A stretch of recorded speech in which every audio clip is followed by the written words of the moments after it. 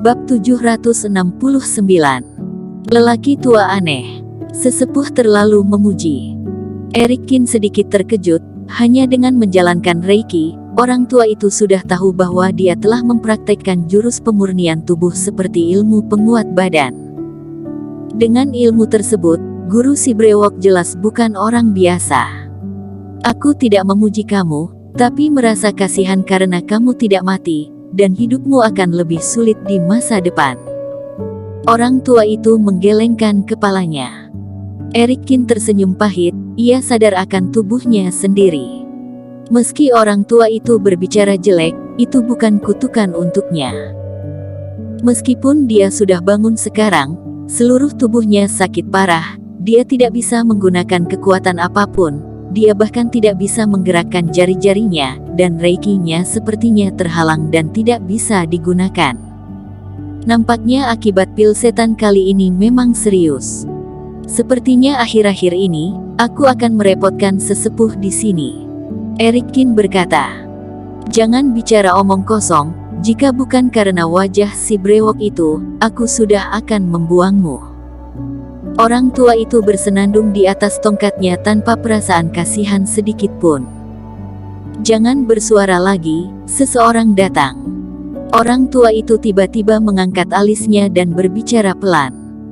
Raut wajah si brewok sedikit berubah, lalu dia juga merasakan aura, sedang menuju ke sisi ini. Guru, apa yang harus kita lakukan? Si brewok bertanya. Pergi ke gudang bawah tanah di halaman belakang. Orang tua itu membawa beberapa orang itu, mendorong pintu kamar, dan membuka papan kayu langsung di tanah. Masih ada ruang di bawah. Si brewok menggendong Erikin dan masuk ke dalam bersama Yezun. Nanti kalau terjadi sesuatu, jangan keluar, kata lelaki tua itu dengan sungguh-sungguh. Ketiga orang itu mengangguk. Orang tua itu segera menutupi papan, dan bagian dalam ruang bawah tanah menjadi gelap. Hei, si brewok, apakah gurumu bisa diandalkan? Dia tidak akan menjual kita, kan? Kata Yezun melalui transmisi suara. Enak saja kamu, guruku adalah orang yang benar-benar baik. Selain itu, aku adalah anak kesayangannya, dan dia tidak mungkin menjualku kepada siapapun. Si brewok berkata dengan penuh percaya diri. Ngomong-ngomong, kapan kamu memiliki guru sepertinya? Dia tinggal di pulau, dan kamu juga masih bisa menemukannya. Aku seorang yatim piatu, dan aku telah dibawa ke pulau ini oleh guruku sejak aku masih kecil, dan sampai sekarang juga begitu. Hidupmu cukup sengsara, kamu tidak memiliki ayah dan ibu ketika kamu lahir. Yezun menghela napas. Gurumu bukan ayah kandungmu, kan? Yezun tiba-tiba terpikirkan sesuatu. Bukan tidak mungkin. Tanpa diduga, si brewok menunjukkan wajah yang penuh dengan pemikiran, setidaknya dari segi wajah, dia sama jeleknya denganku. Erikin terdiam sesaat. Orang tua, apakah Anda melihat pejuang datang ke sini? Tepat ketika mereka bertiga sedang berpikir hal yang lain, beberapa pejuang berpakaian putih perlahan mendarat di pulau itu. Beberapa pejuang semuanya energi pembunuhnya sangat besar, dan orang paruh baya yang dipimpin oleh mereka juga memancarkan kultivasi fase kesempurnaan tingkat kelima. Kali ini, Erikin hampir membunuh kedua putra suci keluarga Feng dan keluarga Chao, yang benar-benar mengejutkan keluarga dari dunia tersembunyi. Keduanya mengirim sejumlah besar pejuang untuk memblokade total wilayah lautan ini dan bersumpah untuk membunuh Erikin. Berapa orang? Pejuang seperti apa?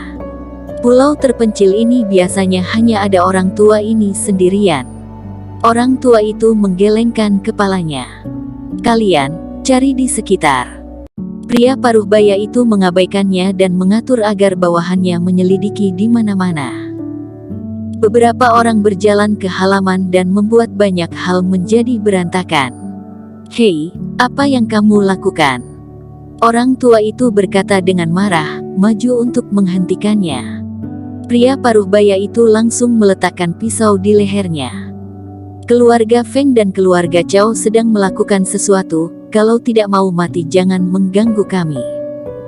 Pria paruh baya itu tampak seperti pembunuh dan sangat agresif. Selama lelaki tua itu berani menghentikannya sedikit saja, dia akan membunuh lawan tanpa ragu-ragu. Keluarga dunia tersembunyi. Pantas saja begitu sombong. Kilatan sedingin es melintas di mata lelaki tua itu, tetapi dengan cepat menghilang, dan dia berjalan mundur beberapa langkah dengan ekspresi panik di wajahnya. Ya, kamu jangan mencari mati. Pria paruh baya itu bersenandung. Sesepuh, ada ruang bawah tanah tersembunyi di belakang, orang bisa disembunyikan di sana. Saat ini, seseorang berteriak. Raut wajah pria paruh baya itu sedikit berubah dan dia pergi. Di dalam ruang bawah tanah, Eric Qin dan yang lainnya sedikit gugup. Mereka merasakan orang-orang dari keluarga Cao dan keluarga Feng berbicara langsung di atas mereka. Eric Qin menghela napas secara diam-diam. Jika mereka benar-benar ditemukan, semua orang pasti akan mengalami pertarungan yang sengit. Lalu itu juga hanya akan merepotkan guru si brewok. Takutnya, kalau menunggu pejuang lain datang, dan ketiganya ingin melarikan diri. Tidak ada tempat untuk pergi lagi. Tubuhnya juga sudah berada di ambang kehancuran, dan tidak ada gunanya di sana, dan sekarang sudah benar-benar hanya akan merepotkan orang lain saja. Orang tua, buka pintu ruang bawah tanah. Pria paruh baya itu menunjuk ke tanah dan berkata, "Saudara sekalian, Pak tua ini menyimpan sayuran di dalamnya, tidak ada siapa-siapa." Orang tua itu tersenyum pahit. "Berhenti bicara omong kosong." Pria paruh baya itu berbicara padanya. Lelaki tua itu menyipitkan matanya, berjalan mendekat, dan membuka pintu ruang bawah tanah. Pejuang langsung melirik ke dalam. Seorang pejuang melompat ke dalamnya. Eric Qin dan yang lainnya hatinya sudah sangat tegang, dan Ye Zun meletakkan tangannya di gagang pedang. Ruang bawah tanah ini sempit, tidak ada tempat bagi beberapa orang untuk menyembunyikan tubuh mereka. Selama orang lain masuk, mereka akan terlihat.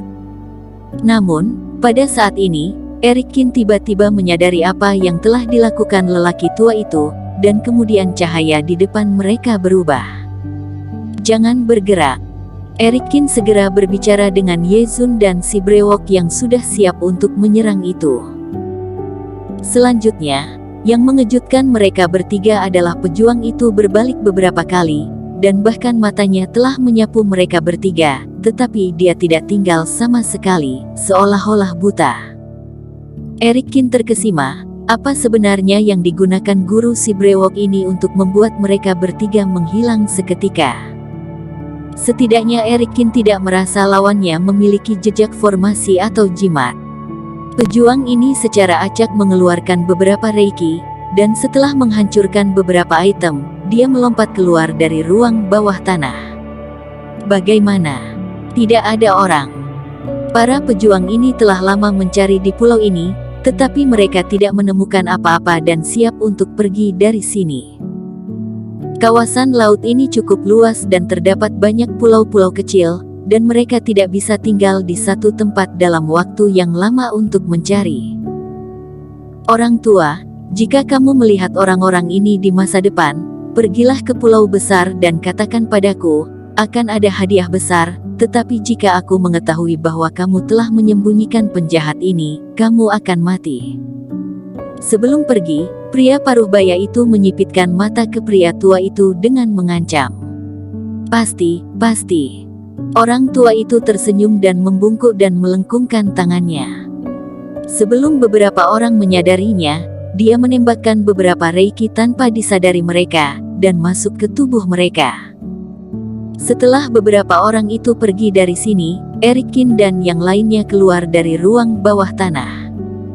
"Guru, kali ini terima kasih banyak," kata si brewok dengan rasa tidak enak di hatinya. "Kamu bajingan, kamu benar-benar tidak patuh. Kalau aku denganmu, apakah aku harus menanggung semuanya? Kenapa bisa ada konflik?" Tanpa diduga, lelaki tua itu tiba-tiba menjadi sangat marah. Bukan kita yang menyebabkan masalah, tapi mereka duluan, kata si brewok sedih. Dia kemudian berbicara tentang konflik di antara orang-orang di sekte Qingyun. Dasar idiot. Orang tua itu sangat marah dan berkata di udara, orang tua ini bukannya pernah mengatakan kepadamu bahwa kamu boleh bertarung jika kamu bisa, dan jika kamu tidak bisa, ingatlah orang itu. Saat kamu sudah bisa melawannya, kamu langsung membantainya. Bahkan kalau perlu, kamu boleh menyerang secara diam-diam. Menyerang diam-diam dan membunuh orang lalu melarikan diri, dan melarikan diri walaupun tidak bisa membunuh. Kalian benar-benar bodoh. Orang tua itu berkata, sambil mengetuk tongkat, janggutnya berantakan karena marah. Misalnya, saat itu pihak lain ingin mengambil buah suci Qingyun, mengapa kamu merebutnya, tinggal memberikannya padanya saja. Selama bisa kabur, apakah mereka akan tetap mengejarmu? Bersambung. Terima kasih telah menonton video ini sampai akhir. Jangan lupa subscribe dan nantikan kisah episode selanjutnya hanya di Novel Story. Salam.